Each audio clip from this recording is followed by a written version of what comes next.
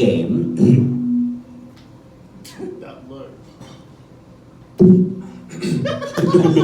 Alright, our next game is called World's Greatest Experts. Okay, Lulu and I are going to be the world's greatest expert on any topic that you give us. That topic could be koalas again, it could be, well, probably not. It could be forks, it could be some kind of cheese, it could be the natives to Icelandia. It's anything. We're making this shit up, so we're gonna make up some shit, okay? Don't be surprised. Yeah. Well, and here's the thing, it's not really a game, we are actually experts on pretty much everything, so. Yeah, everything and all of it. We're just here to educate you. Yeah, so Look how let's take excited. some topics from the audience here. Do we have any topics you'd like to us the North Pole? Well, this is the Christmas edition of Stooopid. So, thank you so much. Let's talk about the North Pole. Thank you for joining us. This is CNN Live. We are joined here by the world's greatest experts on the North Pole. Ladies, please tell us more about the North Pole. Well, glad you asked. The North Pole, if you didn't know, is actually not the South Pole. So that's something very, very important that everyone should be aware of. They're not adjacent. They're not close at all. So that's something that people probably don't realize about the North Pole. That's true. Yeah. And statistically speaking, the North Pole and the South Pole are the farthest things away from each other on the planet. Interesting. The distance between them is more than the distance between me and my family. This is the Christmas edition, of course. So the North Pole, it's an interesting piece of machinery. It was drilled into the ground in the 1930s by Colonel Jeff Edgars. Jeff Edgars. He used an ice pick attached to a hamster wheel that he had enlarged and then put a dog in. And then the dog would run in the wheel, which powered the drill, and then put the pole in the ground. That makes sense. See, I heard that Mr. Edgars ran the wheel himself. He had to run on the wheel, but I'm only assuming it was probably because the dog was Balto.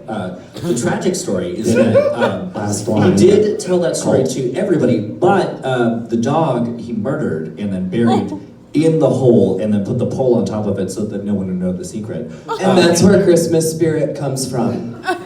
Dead dogs. They all A dead dog under the North Pole. Merry Christmas! We know. We only know this, of course, because now that the Earth is heating up and we've lost 73% of our glacial shelves. Dead dogs are shooting out of volcanoes everywhere. Just flying out, flaming tails. It's terrible. Where else would it come from? The center of the Earth underneath the North Pole. It's atrocious, really, honestly. A thing of such joy like the North Pole could cause such thing like raining dead lava dogs. Hot dogs! It's the term we use in the business to describe lava dogs. It's a colloquial, you see. Yeah, that's a technical term. Hot dog.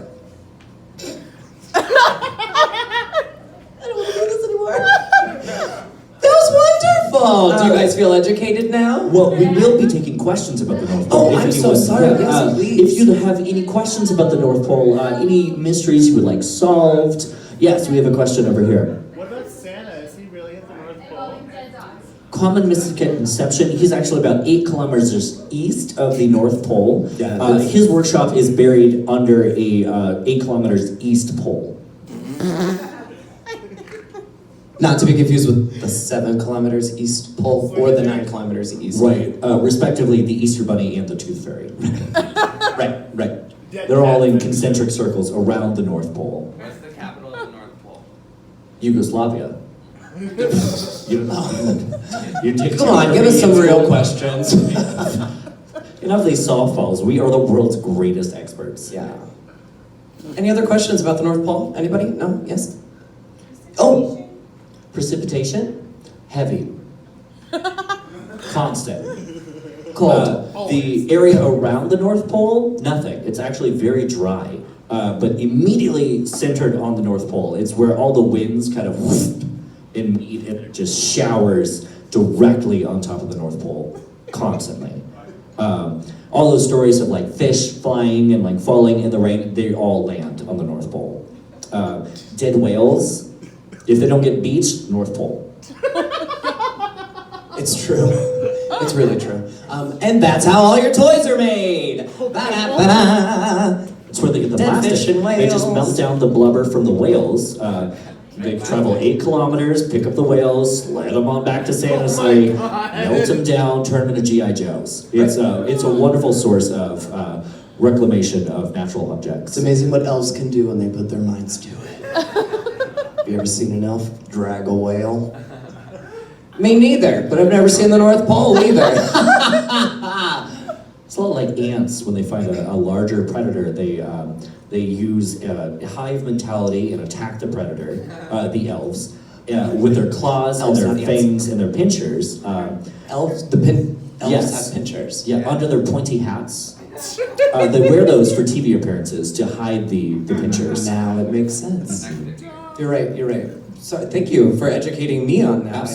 Absolutely. You know, anything to teach the kids They about look this. so cute. They do, until they take their little coats off and 6 of their arms come out. They're like centipedes, but in elf form. That's why they're so quick. I know they have so many hands. Yeah. Makes it convenient, especially in this economy, because the amount of toys per elves has really shifted. So the mutations that Santa put into the elf genome in the 70s really bolstered production. What do you think that does to labor cost for Santa?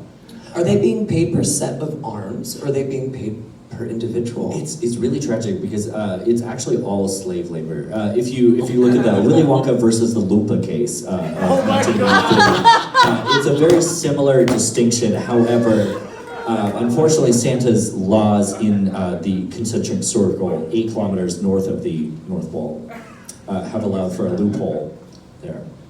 Loophole of the North Pole. The loophole of the North Pole, 8 kilometers east of the Southwest Pole.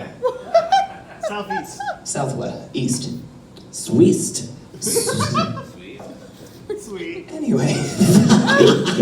Wow, we went from North Pole to ants, to elves with 6 arms, to labor, to For whales. reference, I was getting sick this morning, and whenever I get sick, I have a ritual where I just chug a bottle of Dayquil and Robotrip for a day. Oh my god. Oh, fun! Is this what we're experiencing at This the is, moment? this is the end of it. I made a performance earlier tonight, and you'll see. It's a lot. It's a lot. I'm ready. Yeah. I'm excited. Should we do another topic? Yeah, let's do another Yeah? topic. Let's Do we have one more topic that you want your wonderful experts to explain to you? Kwanzaa.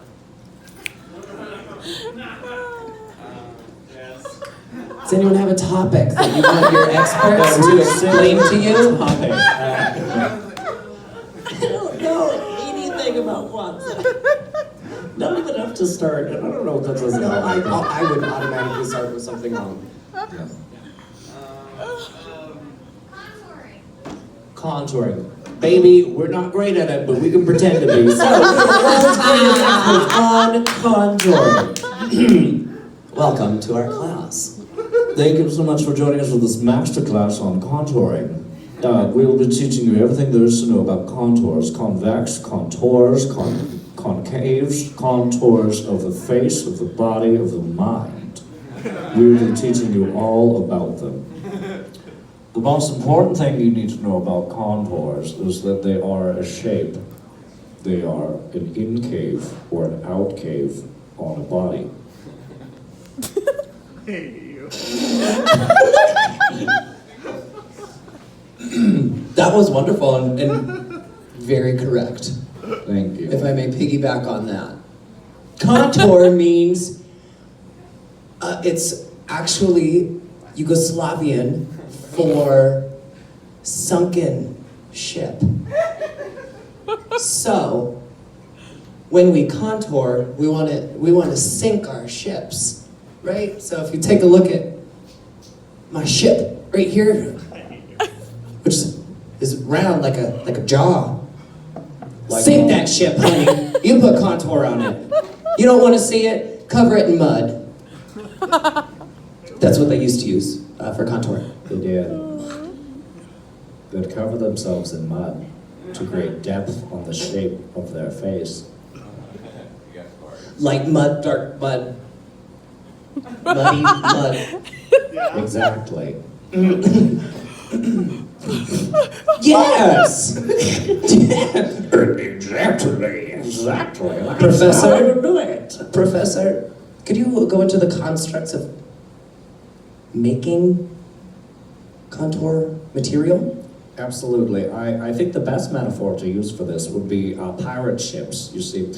Being as the word originated from ships that have been sunken, pirates were the best metaphor. Told you so. Yes, many times on your face you have cannonball imprints from where you popped a zit when you were in 6th grade, and that remains on the face. It's a feature of who you are. Now, from there you can assume that by using the bow of the ship and seeing the maiden in your mind, what she looks like, you want to look like her.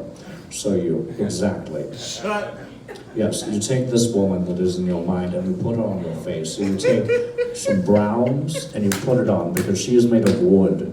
So the more brown you have on your face, the more wooden you look, the better you're going to be. If you have a barnacle in your pocket, you can glue it on and you will immediately look more contoured. Thank you. And that's contouring! Yes! I don't know why I turned into Morgan Freeman. Yeah, I don't really know. It was like a little Sean Connery at first. You're like, well, thank you. And I was like, yeah, that was nice. But then I was like, that was nice. That's really all I really thought. I thought that was nice. And then again, I thought, that was really nice. Does anyone have questions about contouring? Sir? What's the difference between contouring and detouring? That's a great question. The question, ladies and gentlemen, what's the difference between contouring and detouring? That is a wonderful question. Contouring is everything we just mentioned about pirate ships. Detouring is that question. Yes! Any other questions about contouring? Do you feel well versed in contouring back there? Yes. Yeah, much better? Excellent. I thought so. I hope, Well, I have hoped that she would pop her head up over the canvas and it would just be like lines of brown paint all over her face. And she's like, I feel much better about contouring now, like the maiden on the bow of a ship. Right. Hit me in the face with your cannonballs. I'll give you a second. We got another game, I think. yeah.